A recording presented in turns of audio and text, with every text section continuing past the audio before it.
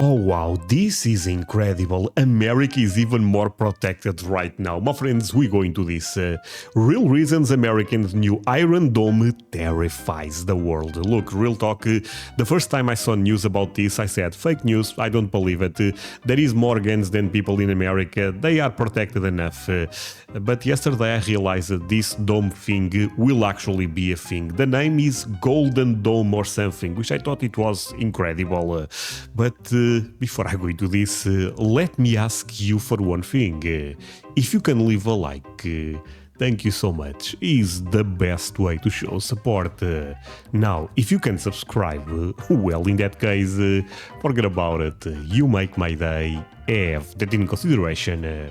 Link for the original video in my description, and let's play it. Klaxons wail across a quiet neighborhood as a nearby fenced-off hill lined with barbed wire and armed guards suddenly erupts to life. The ground trembles and missile silo doors slide open, revealing 30-foot-long interceptors locked and loaded. Wait, out of the ground? Then a blast of fire and thunder as the missiles scream into the sky, turning into fiery comets within seconds. Across the nation, in every major city, silo doors yawn open, unleashing dozens of interceptors in a desperate bid to stop the incoming attack. The country is under siege, and the Iron Dome system is the only shield standing between survival and annihilation. But this isn't Israel. Okay, stop it right there. My friends, this is incredible. Real talk. I really admire the American spirit. Because you look at this seems a crazy plan, but Americans will do it. I know Israel already have Iron Dome. That, again, you guys feel free to correct me in everything I say. I believe it was kind of like a gift from America. But Israel is small, you know, comparing with the US, it is quite more impressive and difficult. The question is, how many billions will this be? This is America, the America of tomorrow. Ask any military historian why the United States is a global superpower, and they'll point to two key advantages: resource independence and regional dominance. The U.S. is a leading oil and gas producer, the world's breadbasket, and home to vast reserves of coal, iron, and other critical materials for modern industry. And when additional resources are needed, they can be easily sourced from trusted neighbors like Canada and Mexico. Beyond its natural wealth, America has benefited from two powerful shields, the Atlantic and Pacific Oceans. For over 2 centuries, these vast bodies of water have kept conflict far from its shores. So you guys have natural shields. Awesome.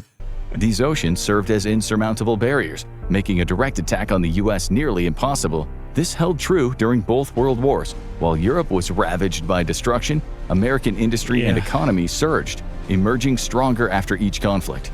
As the Cold War began, the Soviet Union was still rebuilding from the devastation inflicted by the Nazis. Meanwhile, the U.S., untouched by war, had a massive economic head start, one the Soviets would never overcome.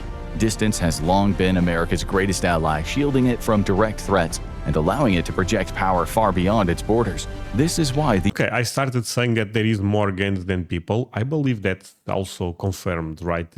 But let's say there is no oceans between America and Europe. America would still be a crazy difficult country to invade because of geography and because of what I said. People in America have guns, you know, so it's not just the military. Am I crazy to say this? My friends, tell me in the comments if I'm making a correct assumption. The U.S. maintains a global military presence, ensuring that potential conflicts are dealt with long before they reach American soil. That's another It's also why the U.S. has invested heavily in its vast network of allies, forging partnerships that have made it one of the most powerful nations in history. At its core, America's strength isn't just in its military or economy, it's in how many friends it has in its corner. But all of that is about to change, and America's traditional war-proof barriers are disappearing. In December of 2024, the U.S. Air Force delivered an unexpected gift to America, a sobering glimpse into the future of warfare. In a report simply titled, "The Department of the Air Force in 2050, the world woke up to a stark reality about the conflicts of the coming decades. While its purpose was to shape policy today and ensure the Air Force of tomorrow is ready for war, the report ultimately served as something else, a wake-up call to just how vulnerable the country will soon be to enemy attack. America's enemies are rapidly developing technologies that will put the homeland at risk for the first time in 2 centuries. The Air Force put it best themselves. In the future, nowhere will be safe from enemy attack, not even the homeland. This has ignited a major debate. Okay, that's difficult to believe, but let's see what are the arguments here. Debate within the Department of Defense how to protect the America of the future and whether a missile defense system akin to an Iron Dome is the solution. But before understanding America's future missile shield, we need to understand the threat. There's no clearer example of the growing threat than China's People's Liberation Army Rocket Force, or PLARF. Originally created to manage China's nuclear arsenal, the PLARF has since expanded its role significantly, far beyond what would typically justify an entire military branch. For comparison, in the United States, nuclear weapons are overseen by the National Nuclear Security Administration, NNSA, a government agency, not an independent military force. But the real mission of the PLARF has always been singular in focus: to keep the American Navy and Air Force far from the South Pacific. And not only did they succeed, but they may have completely rewritten America's strategy in the region. Established in 2015 as a replacement for the 2nd Artillery Corps, the PLARF immediately began developing and testing new anti-ship missiles. At first, these missiles had a range of just over 100 miles, enough to push back most of America's surface ships from Chinese shores. But there was one major exception: America's aircraft carriers. China closely studied both of America's wars against Iraq and learned a critical lesson: never let the US build up its combat power in theater.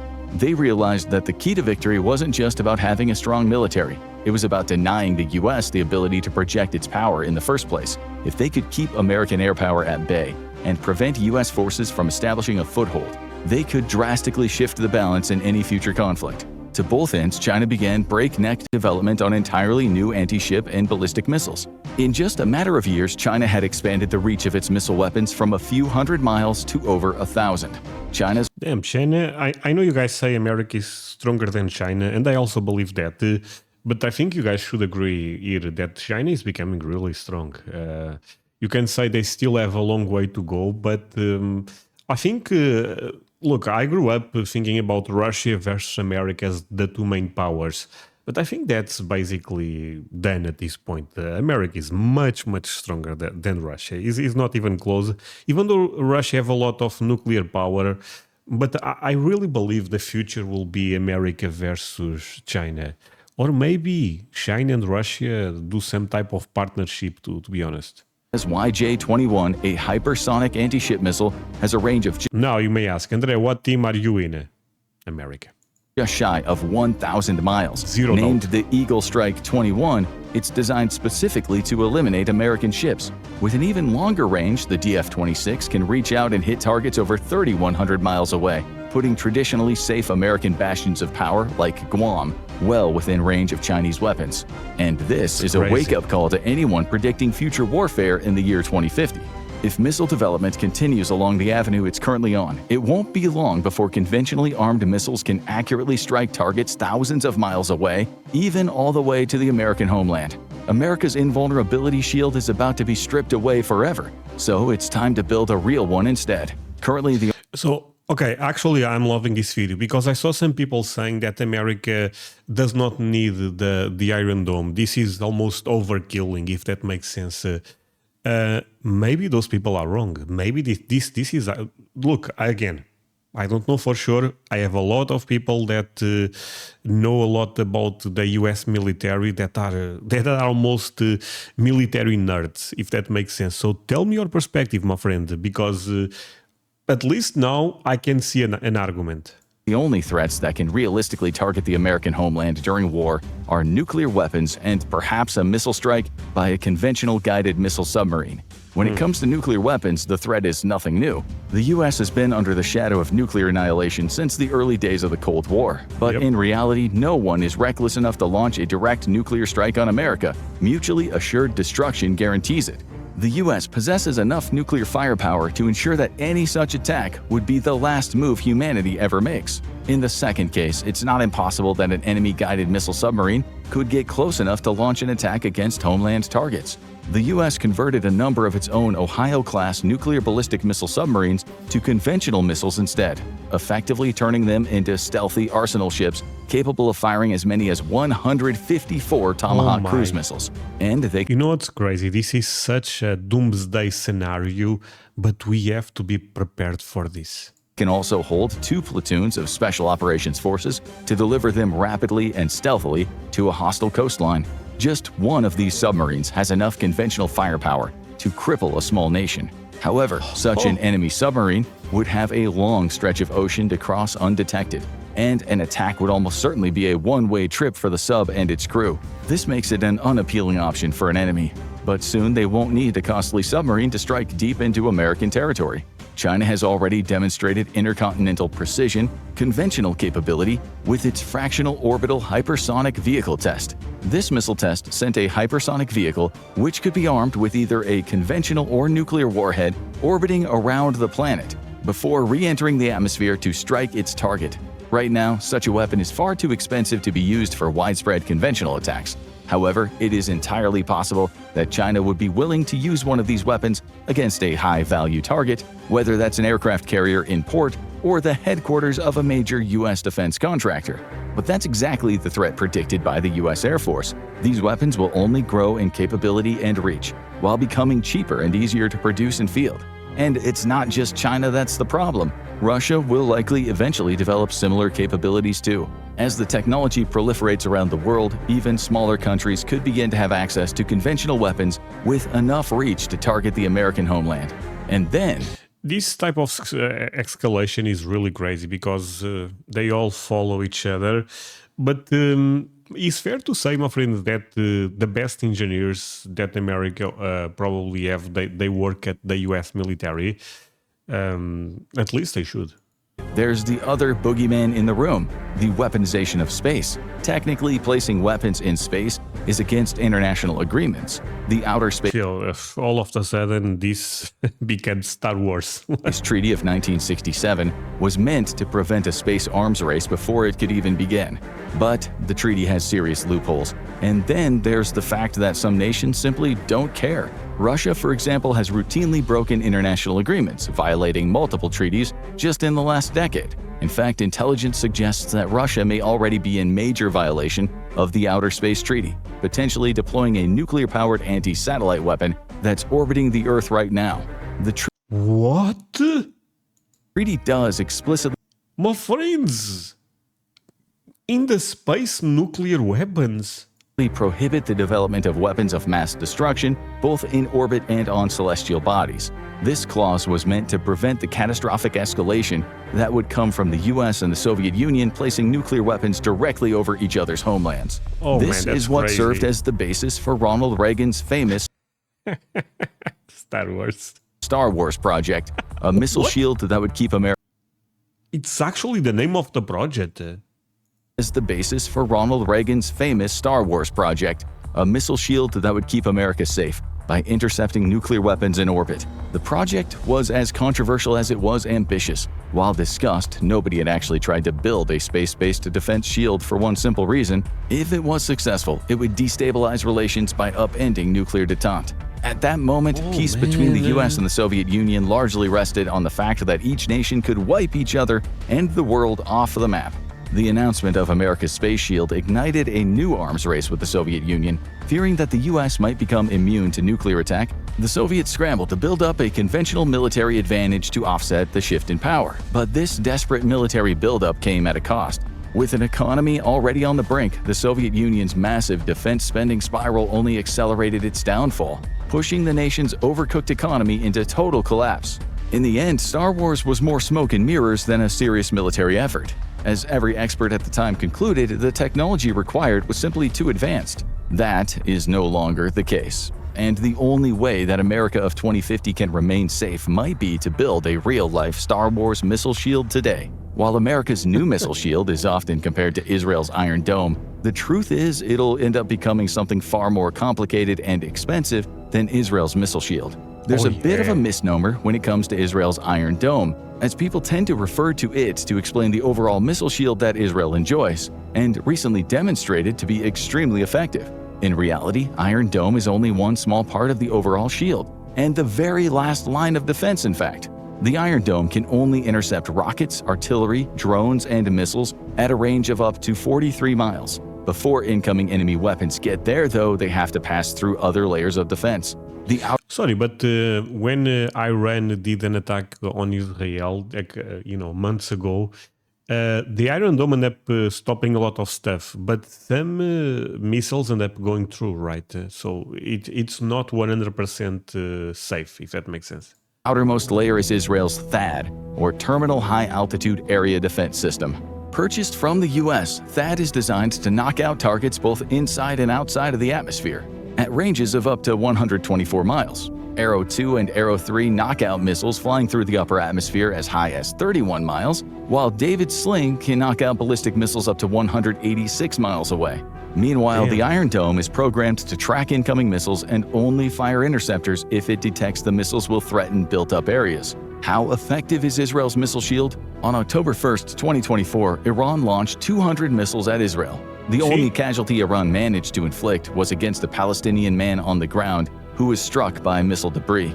Granted, Israel was being supplemented by the missile defense capabilities of allies, but that is the entire point of having friends in the first place.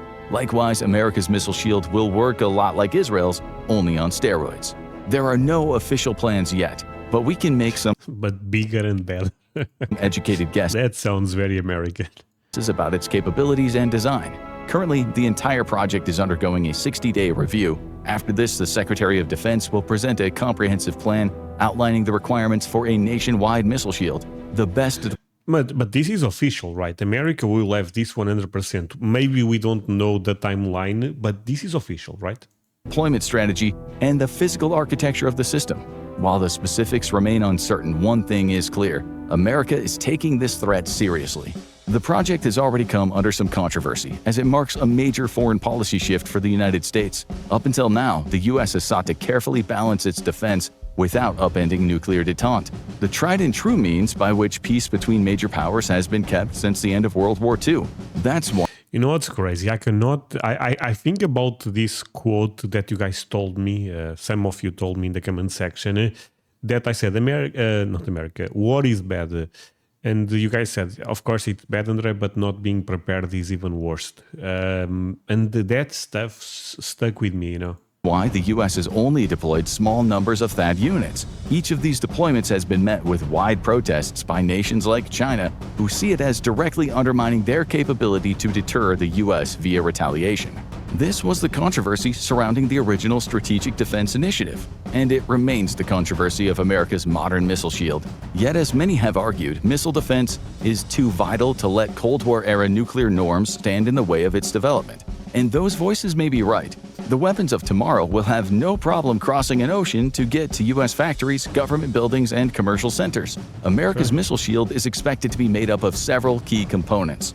The first will be the use of space-based interceptors. This is one of the most controversial aspects of the shield, as it'll mean putting some form of kinetic interceptor in space. The reason is simple. By putting interceptors in space, they can respond faster to an enemy missile attack and have a greater chance of knocking said missiles out. But the controversy comes from breaking the taboo of placing kinetic weapons in space. It could become a weapon of mass destruction if large enough and with no explosive payload. Originally called rods from God, an old Cold War concept for a space-based kinetic weapon involved putting telephone pole-sized tungsten rods into space and simply Actually, I don't like that people put, use the word God in stuff like this. Letting them free fall onto a target. These rods would strike with enough energy to mimic the blast of a small nuclear weapon. Next will be the development of a space-based sensor network.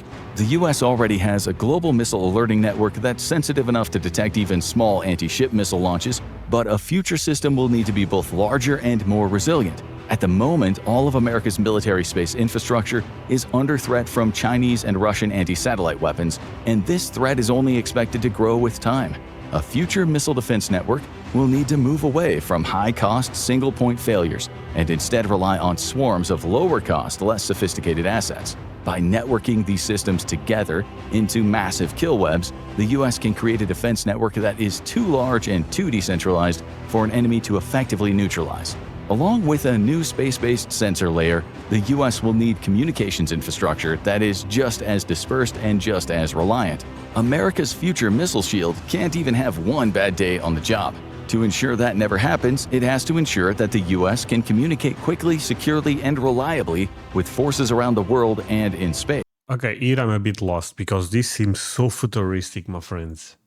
Once more, this will be about dispersing assets in orbit rather than relying on the traditional approach of highly capable but extremely expensive individual satellites. A new American space infrastructure will connect directly to assets on Earth and in space, making use of various platforms to intercept enemy missiles at different stages of flight.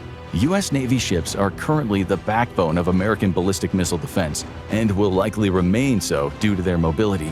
The future missile shield will be able to coordinate a response between Navy ships and Army Patriot batteries, along with as yet undeveloped interceptor technologies. And this brings us to the last component of America's missile shield: non-kinetic defense capabilities. A big problem with conventional missile defense is both the difficulty of intercept and the number of interceptors available. Typically, a U.S. warship will fire 2 interceptors at each incoming missile threat for safety. However, as enemy capabilities advance, the threat is no longer just individual missiles, it is swarms of missiles, drones, or even coordinated attacks using both. With the ability to overwhelm defenses through sheer numbers, it's becoming clear that conventional kinetic interceptors alone won't be enough to get the job done anymore. Especially not when the incoming threat may only cost a few $100,000 or even just a few thousand if it's a drone, and the intercepting missile has a price tag of over $1 million. This is why a big emphasis is being placed on the development of alternative non-kinetic means of destroying enemy missiles. This includes concepts such as directed energy weapons or lasers, which could be used both in the atmosphere and outside of it. So there is a Star Wars plan. Now we are talking about lasers. Yeah, this will become weird really fast. Whatever form America's missile shield takes, one thing is clear: your neighborhood could end up looking like a war zone, even if the actual fighting is taking place thousands of miles away. America's historical invulnerability will soon be a thing of the past, unless the U.S. takes steps to defend itself today. Do you think a nationwide missile shield will make America safer, or could it trigger a new arms race? And how effective do you think it'll really be against modern threats? Let us know your thoughts in the comments. Now, the Arisan Maru. Okay. Oh my God, what the hell is this video?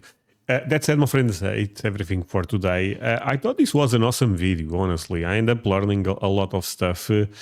And like I said, I think this will be a thing, right? Man, crazy times ahead. And you should be proud at the end of the day. This is amazing technology, my friends, for America. Yeah, thank you so much for watching this with me. Do not forget to leave a like. See you guys in the next one.